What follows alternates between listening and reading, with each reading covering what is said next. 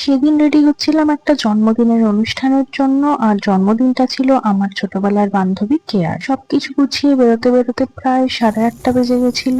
আর ওদের বাড়িটাও আমাদের বাড়ি থেকে এমন কিছু বেশি দূরে নয়, মাত্র 2 মিনিট হাঁটলেই ওদের বাড়ি। দরজা খুলবি না, বাড়ি চলে যাব। ওর কিন্তু এই জামাটা পরার কথা ছিল না, ওর অন্য একটা পরি পরি টাইপের জামা পরার কথা ছিল, কিন্তু যেহেতু এই মুকুটটা কিনে নিয়ে যেতে পারিনি, ওই জন্য ও সেই জামাটাই পরলো না।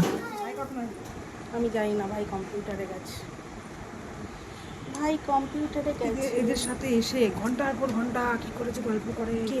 তোর ভাই। দিদির মতো নটাঙ্কিবাজ কবে থেকে হয়েছিস রে?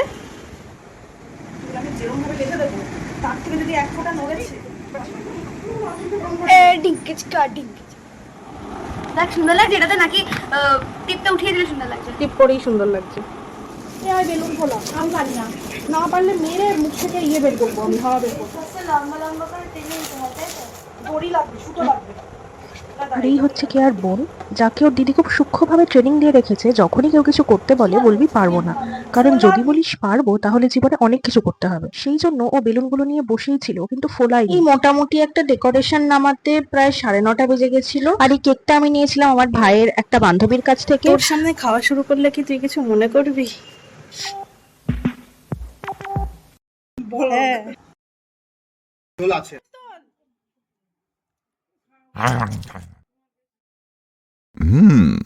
আগে ধর তারপরে দেখলে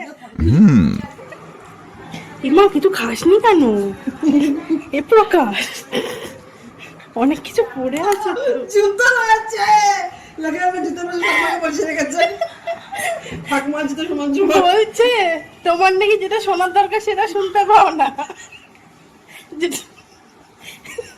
যেটা শোনার দরকার নেই সেটা শুনতে পাও। শর্ট নেই।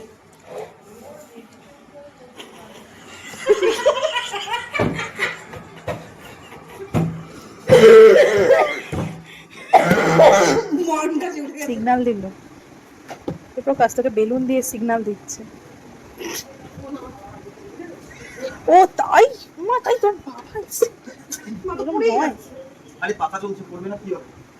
ও চাইছে ওর গোছানো জীবনটার মতো বেলুনগুলো যেন হাওয়া থাকলেও এক জায়গায় গুছিয়ে থাকে। আমার ভিডিওটা কেন করছিস? তো ওটা কর, তোরটাও তো করছি। ও মা, পেটটা বেরিয়ে রয়েছে। কার? তোর আবার পেট আছে নাকি? বাবা সত্যি কেয়ার সাথে থেকে থেকে না তো খেতে বসতে বসতে আমাদের প্রায় 10টা, আর বাড়ি ফিরতে ফিরতে প্রায় 11টা বেজে গেছিল। হ্যাঁ।